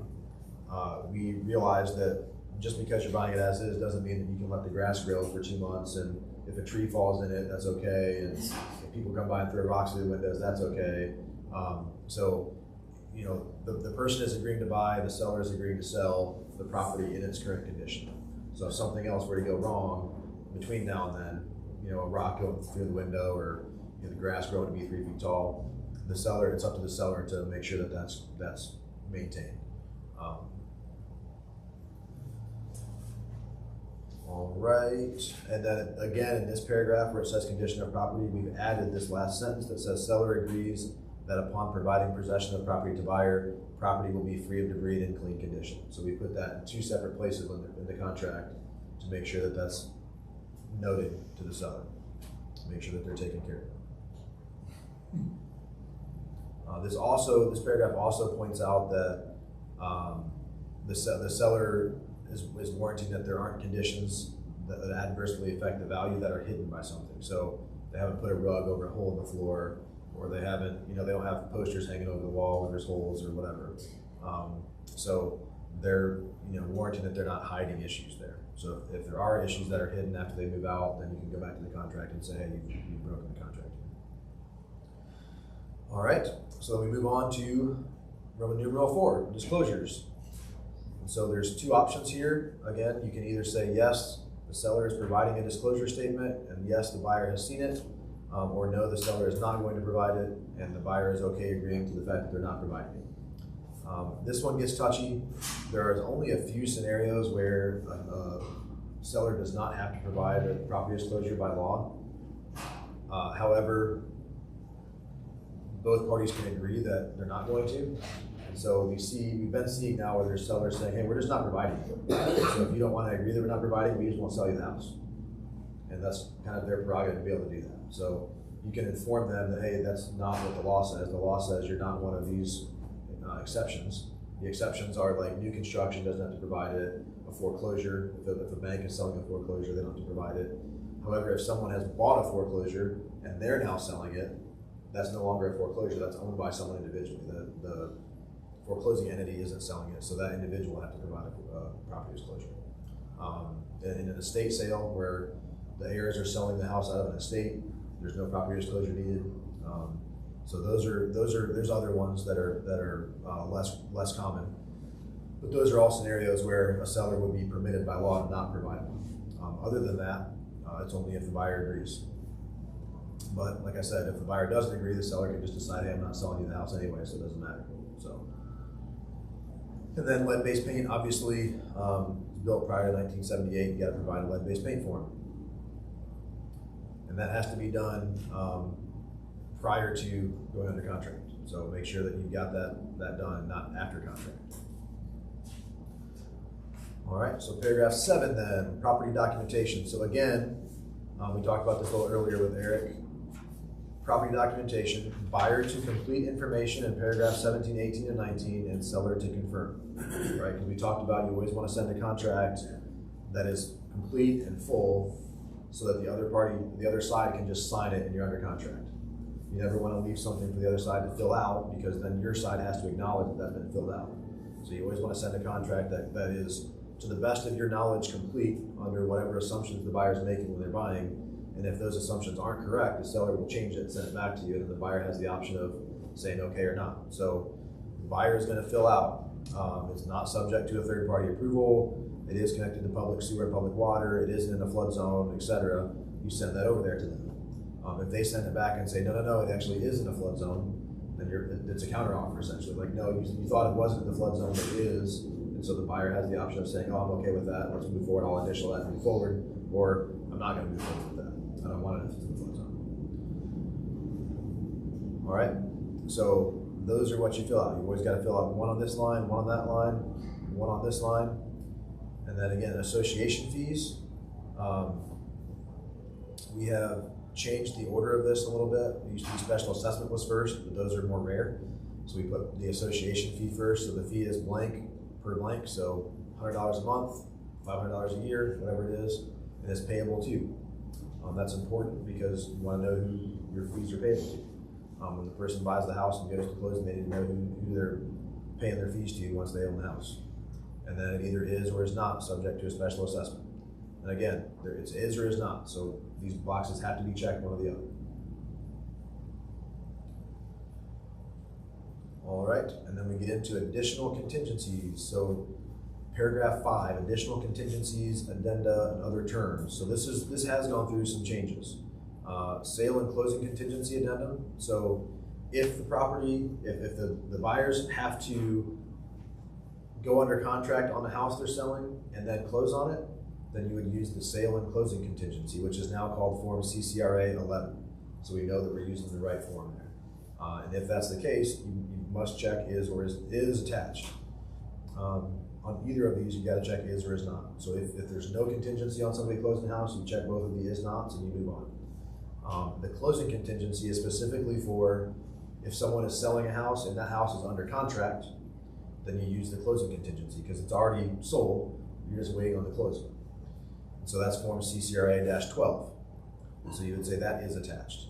And again, at the top here, it says buyer's failure to disclose the existence of contingency A or B will constitute a default. So if the buyer must have their house sell and they say that it isn't contingent on that house selling, that can be a default in the contract and they can lose their earnest money and the seller could sue.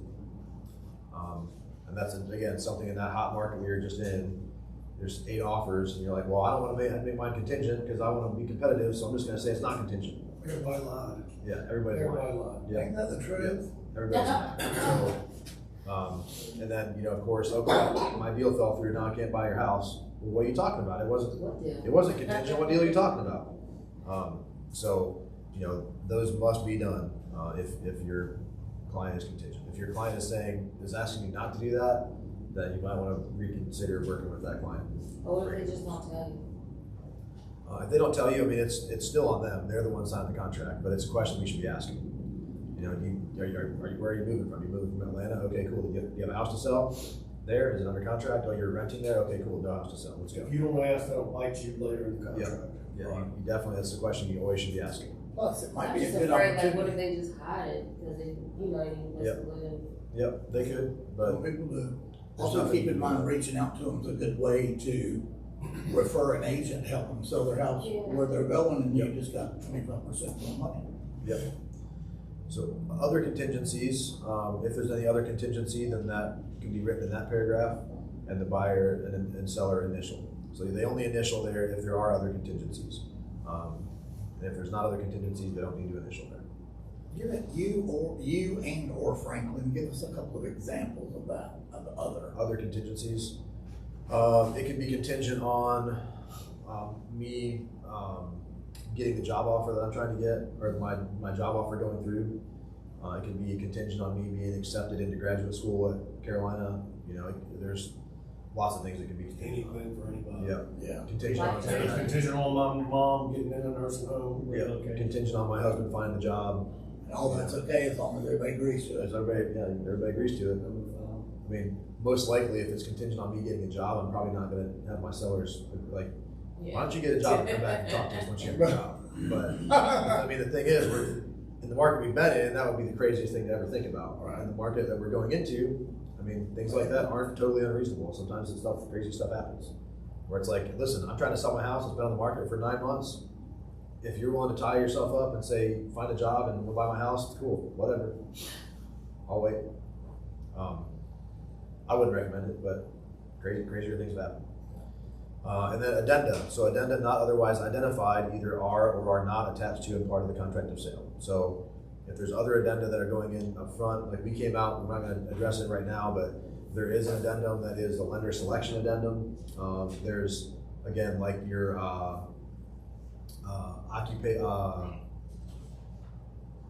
occupancy after closing addendum for the seller, or early occupancy addendum for the buyer, or any of those other addenda can be identified here. So they, you know, hey, there is an early occupancy addendum, we're going to check and put that addendum here. If there is a lender selection addendum, we're going to check this, put that addendum here, whatever it might be. That's a new paragraph. We didn't have that paragraph Yeah, before. that's new. We had to just rely on people to remember to write paragraph 18 on the old contract. But new contract, we got paragraph 21, and that's what that's for. Then we have paragraph 22, other terms. So this is where you would write anything else that you might need to define in the contract. This is just like our paragraph 18 in the old contract. Something you typically see here is refrigerator to be included in the sale at no additional cost and having no value in the sale. You know, ideally you put that in the bill of sale, but sometimes if it's just a refrigerator, people will put it here and it goes through. We still recommend putting it in a bill of sale, but any other terms like that are things you would use this paragraph for. if you're gonna have to use all these lines, call an attorney. You shouldn't be writing a whole paragraph about something great, you know, oh, seller financing, let's write it out right here. No, call an attorney, let them do that for you. There is where you would put the, Fridge remains. fridge, and it was something else you had said earlier. Crap. Like the Ring doorbells, like. No, Options that stay, Right now, as per listed in the. Yeah, this is where you would put, you know, hey, the seller, you know, Oh, the Ring doorbells. Clinton, Right, yep, so yeah, Okay. yeah, this is where you would write, you know, seller to have, you know, property professionally cleaned. You can even specify, seller to have property professionally cleaned by Molly Maids prior to or whoever. If you wanted to get that specific, if the buyer has a concern with that. yeah. Or, you know, seller to provide, you know, $100 allowance for a cleaning fee or $500 allowance for cleaning fee or whatever. This is where you put a carpet allowance. If there's, you know, anything like that would go in this paragraph 22. All right, so then 6, other legal terms. So these are mostly legal mumbo jumbo. However, fire or casualty, if the property is damaged by fire or casualty, so something major, tree falls in it, house burns down, things like that, the sellers let the buyers know, and the buyer has 10 days to decide how to proceed. So if they say, hey, we'll let you take 2 months to fix that damage, or the roof caved in, or the tree fell on it, or whatever, you can, or the buyer can decide to terminate. So you have 10 business days to figure that out. So, hey, you know, buyer, we just had a kitchen fire, I'm getting estimates, we'll have it to you in a couple days, you can decide if you want to just wait for us to get that fixed and then still buy it, or what, or give them a couple days and then you can decide. Default, this talks about any kind of default, so if either side fails to perform, the other side can seek remedy.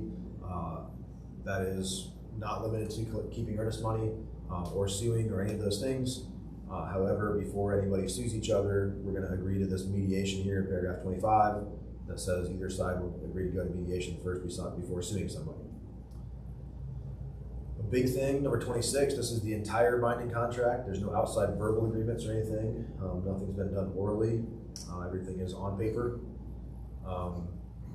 Non-resident tax, that's another big one. That if the seller is moving out of state, they could be subject to a non-resident tax, where 7% of their proceeds are withheld. That's something, make sure you're talking to the closing attorney about that. Make sure you let the sellers know if they're moving out of state, there is a 7% withholding tax. And so the crazy thing is that withholding tax is based on their proceeds, not their basis or their profit or anything. So if they have a $100,000 house and they're selling it and they don't have a mortgage on it or anything and their debt is $100,000, they have a withholding tax to pay that's 7%. So the attorney will take that 7% because, hey, I'm moving to Florida and South Carolina wants to ensure that they're going to file taxes in South Carolina even though they moved that state. So they withhold $7,000 of that $100,000 to make sure that those taxes are filed, and then that's refunded back to them if that's how their taxes turn out. However, if you have a $100,000 house and you sell it and you have a $99,000 that you owe and you only make $1,000, then they're only keeping $70. So it's based on your proceeds. It's not based on the sale price of the house. So it's all about how much the seller is walking away with, how much is kept there. There are some exceptions to that rule. That's something to let the attorneys handle. Just make sure that you're mentioning it to your clients that, hey, oh, you're moving to Nebraska? Well, let me tell you about what may happen. And then, you know, call the closing attorney when it gets closer to it and make sure you know exactly what your numbers are going to be. Time is of the essence. Obviously, we all have to move forward diligently. We can't drag our feet on purpose. So there is time is of the essence clause. That's a typical clause that's in contracts. Survival, if something is meant to survive the contract, it will. Otherwise, everything terminates at closing. And so if there's a situation where the seller says, hey, we'll pay a year of HOA dues for the buyer, obviously they're going to be obligated to that after closing. Otherwise, everything is terminated at closing. Settlement statement release, this authorizes the attorney to release the settlement statement to the seller and buyer's agents. Copies of that settlement statement. Paragraph 31, all those other paragraphs we just went through are the same as our old contract. 31 has changed a little bit. It used to be called Megan's Law here as the title. It's now changed to sex offender / criminal information. The Megan's Law paragraph only covered sexual offender stuff, and we've now also added criminal information. So, we want to make sure our people know that they can look up crime data in addition to just looking up sex offender registry. So we're going to recommend that they search both of those. But they have the sole responsibility to obtain any information they want. It's not our job to go tell them where a sex offender lives or where a criminal lives. Do you have like a website for the criminal part? That You send it can actually go to the county websites. to? County? Yep. They have on their GIS map. They've got data about crime. Oh, These last two paragraphs, same paragraphs as were before. Non-reliance clause, this just says that the buyer and seller are executing the contract freely and of their own decisions. We're not twisting their arm behind their back and making them do anything. They're doing it how they wanted to do it because they want to do it. And then disclaimer, the buyer and seller acknowledge that the brokers are giving no warranty. The way I explain that is, hey, the house could fall over tomorrow for all I know. I'm not telling you anything about the condition of the house or the structure of the house. All I'm saying is, I'm giving you recommendations on pricing and advice and counsel on that, but I'm not making any recommendations or guarantees about the condition of the house. And then we sign down here. Buyer signs and writes their printed name and dates. And then, like Eric said earlier, there's information here. We want to send a complete contract, right? So this is not something that when we're working with the buyer, we have fill our stuff out, put all of our information, have the buyer sign, and then send it over to the seller blank. The bottom of this contract is something that we should fill out. Seller's agent's name, what company they're with, we should know those things. The seller's agent license number and LLR office code, those are a lot of times on the MLS now. If they're not, you can go to LLR licensee lookup and look up their information. I'm not bad now, but was that added because of the open doors and all that? This actually was on there before. This is the same as it's been. The LR office number and all that? Yep. Yep, it's the same as it's been. It's just people continue to not fill it out right, so we just are highlighting that again to say, hey, just fill out their part. just fill out their part so that it's a contract when you're done. Because technically, if they add their information to the bottom of it, that's a change to the contract that your people should probably have to initial, right? Because they're changing what you've sent to them. So something we need to put in there: seller's email address and seller's phone number. Agent's email address and agent's phone number. And then there is an addition to this paragraph, just to explain it a little bit further, that this section is not to be completed until the conditions of paragraph 2B are fulfilled. Completion is for informational purposes to mark the beginning of contract deadlines and timelines. Failure to complete this section does not change the validity of the contract. All right, go to 2B real quick. And that's what we talked about previously, right? Never mind. And so, well, no, that's all right, we can talk about it. Oh, yeah. So, because I was gonna talk about it anyway. So, contract accepted by both parties at blank o'clock, blank PM, blank M, so AM or PM on such and such a date, entered by whichever agent is entering it, right? And so, let's say that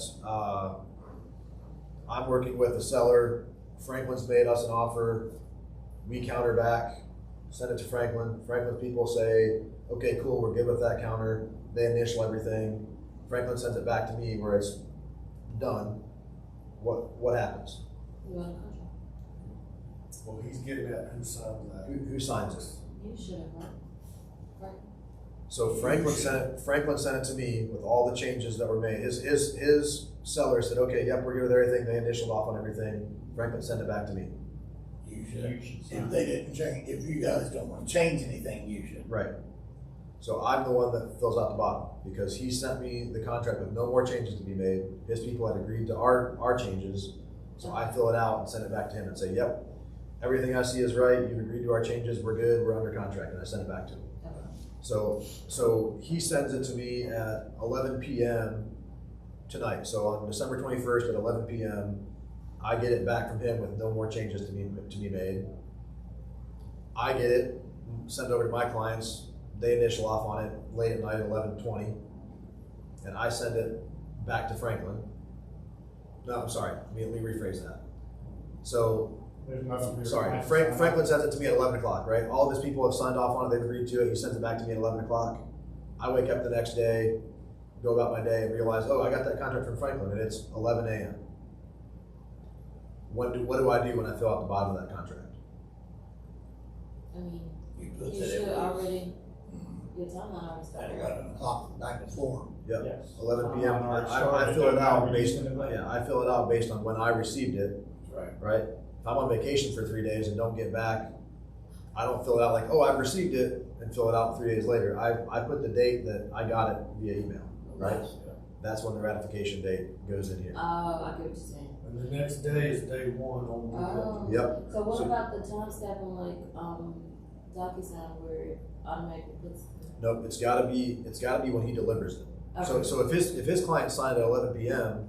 and he doesn't send it to me until 10 a.m. the next morning, and then I ratify it saying 10 a.m. that morning, but that means their stuff doesn't start until the following day.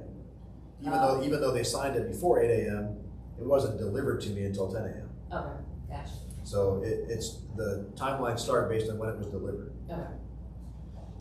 Because otherwise Franklin can just hold on to that thing and send it to me 5 days later and say, okay, yeah, we're already 5 days in. Or like, hey, your timeline's already started. You're already cracking. I was like, whoa, you didn't send. I didn't even know we were under contract. What are you talking about? Yeah. So you gotta get that right back as soon as you're under contract to define that, hey, we're under contract, and then the other agent sends back the ratification of when they received it. You don't just get to write like, oh, I didn't get it. I didn't actually see it until 10 a.m. Well, that's fine. I sent it to you at 11 o'clock last night. So that's when you don't put 10 a.m. and give your buyers an extra day of due diligence. It's not how that works. Makes sense? And then we'll go back to paragraph 2B, like we talked about. Those were the examples we gave.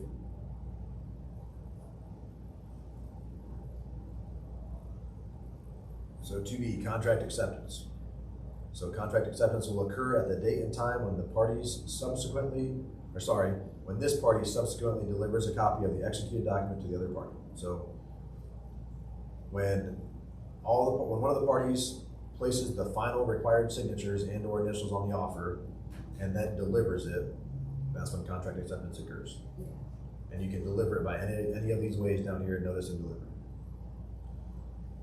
So what I have done previously, when I've known that, like in DocuSign, you can send it to your people, and you can actually make different notes. So you can send it to your people and say, hey, here it is, initial, 1, 3, and 7, blah, blah, blah, blah.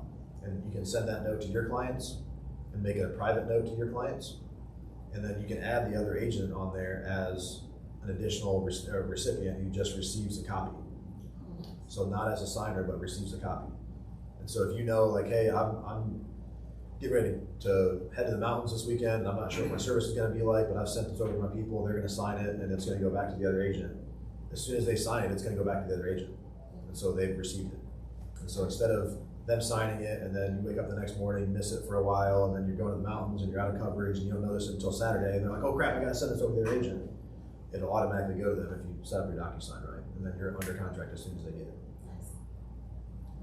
Cool. So that is everything about the contract. So what questions do you all have that I didn't cover? I know we asked some questions as we were going through. Is there any specific questions about how we present something or concerns you have with it or anything like that we need to talk about or discuss? Did y'all go over 2C at length? Just say yes if you 2C, closing? did. We didn't really, but it's defined as the date and time that the closing attorney disperses funds. Yeah, I see that. So, Was that the way it was in the old? What? Because you already, I know you know. We close, we sign, there's a key. Lawyer says, you don't do anything with this till Tuesday. Yep. California Bank, whatever. Yep. It's after 5 o'clock, whatever. Yep. Well, say it's Friday at 5. Yep. So I go, my contractor's banging on the walls, and bop, bop, bop, then there's wire fraud or whatever. Yep. Yeah. So we That's haven't closed yet. right. The closing doesn't happen until It's fun. the seller has their money So, and the buyer has their keys. So we never, as agents, ever facilitate the buyers getting their keys before the seller has their money. And that's something that used to be a lot more common. I can tell you the last market crash, sure. I had 2 closings when I was flipping houses and things. I had 2 closings that happened on a Friday. They used to call them dry closings. Yeah. They happen on a Friday, And that happened all the time, where closing happens on Friday, the money gets wired in on Monday, whatever. So give the keys out to the people, they move into houses. The banks went out of business over the weekend. And so the money never showed up. So I had people living in my houses and the money never came. I mean, we didn't know they went out of business until like, Thursday of that week, right? Like, I called the attorney Monday, like, hey, I don't see my money in my account, what's going on? He's like, yeah, we've been calling them, I haven't been able to get an answer. And Tuesday comes along and, hey, I still don't have money, should I be worried? Well, it's ringing busy now, I'm not really sure what's going on. And then Wednesday, all of a sudden there's a news article that such and such bank is out of business. And it's like, so I guess that money's not coming. I gotta go evict somebody out of my house now because they're living there because I gave them the keys and I don't have my money and what? And so it's a mess. And that's an extreme example, but stuff like that happening, we've had that happen before where, especially in a situation where a house needs work, people get keys on a Friday, they go in there, start doing work, and that's not their house yet, the money hasn't shown up. So definitely be mindful of that for sure. And I don't know if everybody else saw this, but with the whole COVID anomaly, I started seeing more and more because people were hurrying and trying to lock down deals and stuff. Hurry for somebody else, that kind of thing. People asking me left and right, can I stay in it over the weekend? And I always say, I ain't doing it. Yeah. I ain't doing it. Yeah. I'm like, my answer to them is, technically, yeah, we can ask them to do it, but I highly advise that you don't do that. Yeah. Because that is fraught with legal liability. Yeah. Yeah. The answer to that question is let's call Matt and see if he has an Airbnb for him to stay in this weekend. Right. Right. Yeah. The line that we cross a little bit is we'll say, because if a Mayflower truck is on the way, and they got nowhere to put it, that Mayflower truck's got empty. We'll ask if we can put crap in the garage. Oh, yeah. Yeah. Yeah, I that hadn't one. done that in a while, I guess. But setting up and, if the toilet doesn't flush the right way, they like it, and now they don't want the house, never mind. Yep. All kinds of stuff. It's a lot. I would still, if it happens that hey, can we put stuff in the garage? I'm not gonna move it into the house and all those things happen. I would still say anything more than, hey, can we park our truck in the driveway? Can we park the U-Haul truck in the driveway? Or can we have a pod dropped off or something like that? For those, I'd say probably just an email's good, but being able to load stuff into a garage or anything like that, I would still say get an occupancy agreement of some kind. That like, hey, we're gonna move into the garage on Friday and we're not gonna put anything in the house and here's how that's defined. And if that garage gets broken into and all of our stuff gets stolen this weekend, we're not holding the seller liable and all the things, because you never know what can happen. Catch on fire, all my Right. crap's burned. Yeah, use insurance covers that if all my stuff's in somebody else's house in their garage and the house. Awful out here. I haven't really had a lot of situations like that because usually the checks are cut before we leave the table. They should be. So, Yep. okay, They should that's be. how it should be, okay. Yep. They should be. And that's something that's happened a lot more. Again, because they put that 3-day period in there where the CD has to be out for 3 days prior to whatever. Okay. All that stuff's happening a lot better now. And that's one of the reasons why they did that, because there were so many issues with, okay, we showed up at 1 o'clock, we signed all of our documents, hey, the wire hasn't hit yet, but take your key and we'll call you before the end of the day and tell you when the money's good and it's fine. And then for whatever reason, the wire doesn't show up and the buyer's got the key and the way and that's really an attorney's issues. Okay. Because the attorney should not be giving a key out until that money has hit the buyer's account. But some attorneys are like, hey, I don't want to make you drive all the way back across town. We'll go ahead and give you this key. Just don't use it. I'm going to give it to you. We'll call you when your deal is final. And the money doesn't show up, that deal's not final. So I've actually gotten arguments with attorneys before about that at a closing table, where it's like, no, you keep that key. That is not your key to get out. That's what Right, I was don't saying. give that key out. Even if they promise you, they can't help it. Like, sorry. We just went by, and so we just went in to measure, and while we were in there, the ceiling caved in. Yeah. Right. And that other realtor is gonna kick your ass. Yell at you on the phone. If you give your client. Did the lawyers give it to them? Well, that's the thing. No, It's the still- lawyer's not responding. They don't. Right, the lawyer is not supposed to, but it's still, we know what's right and wrong Okay. too, right? So we can't always count, even though we're attorneys, you can't always count on them doing everything perfect. Okay. Like that tax probation thing that we talked about, Yeah. that's something else that happens all the time, that attorneys do that wrong. Where are we at here? Yeah, you'll get yelled at. Your client goes to their client's house. Adjustments right here. So real estate taxes will be adjusted as of the date of closing. And so you see tax prorations pursuant to this contract are based on the most current tax bill and prorated on that basis. And so what the attorneys are supposed to do is they're supposed to look at the last available tax bill. And so if you're closing in May of 2023, they're supposed to go back and look at 2022's tax bill and say, we're gonna prorate based on this tax bill. Knowing that 2023 is probably gonna be different, but we don't know what that is. It doesn't come out until October or November. And so there's estimates available that they could base it on. That's how it used to be, is they used to go through and do an estimate and say, hey, here's the estimate, we're gonna base it on this, and here we're gonna just kind of swag it, and so here's the numbers we're gonna use. So how And would it they was do it never- if it was an investor and then someone was staying in houses? Yep. buying? Best question of the day. Yep. Yeah, that's a great one. So- That is a, What? So that's the thing, you write something up separately. So if you're selling a house to a let's see, you're selling an investor house that an owner occupant is going to buy, and you know that as a listing agent that, hey, this person's going to move into the house, then you can go onto the county's website, do an estimate of taxes, and attach that to the contract and say taxes will be based upon the attached estimate of $4,200, and they'll be prorated as such. And then if they agree to that, then okay, it's $4,200 is what we're using as the tax number to prorate by.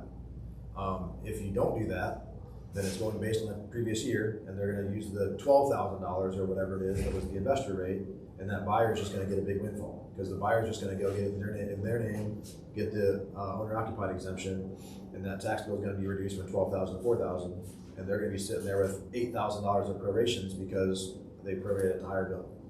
So that's the thing, is to know that as part of that adjustment contract paragraph. If you're working with an investor, make sure that you're ready to because they're just going to send over the offer to you. So when you counter back, you're going to counter back and say, hey, this is great, but tax prorations are going to be based upon this estimate. And you can pull that estimate from either the Richland County or Lexington County website. And that's better off than just using the last year's bill, because the attorneys are obligated to use last year's bill. So again, if you're working with a buyer who's buying a house that's at the higher rate, you don't put that in there, you make the offer, and if the other agent doesn't catch it, your buyer just got a big windfall. And if the attorney tries to do it differently at closing, you can speak up and say, no, that's not my contract. The contract says it's based on last year's tax bill. So the attorney can't just decide to do something different than what the contract says. I can't tell you how much money has been lost or mistakenly misplaced because the attorneys doing it differently all over town. I mean, I polled. Yep. I got stung. My client got stung one time. I called 10 attorneys.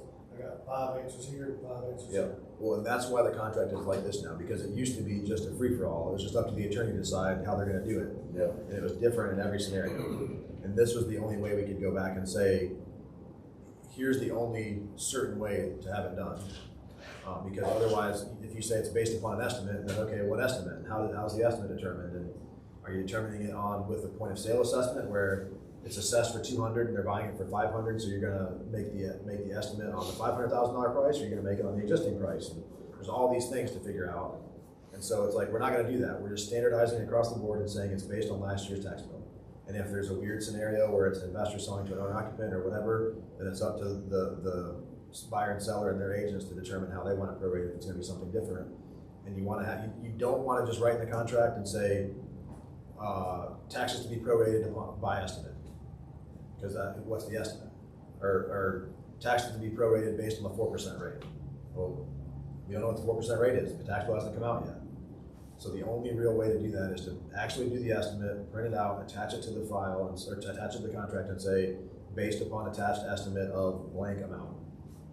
And then it's clearly defined, everybody knows exactly what they're gonna do, and you're good to go. Great question. 99% of realtors wouldn't even ask that question. Yep. Fortunately, you get to take the class from the guy that is the chairman of the contract.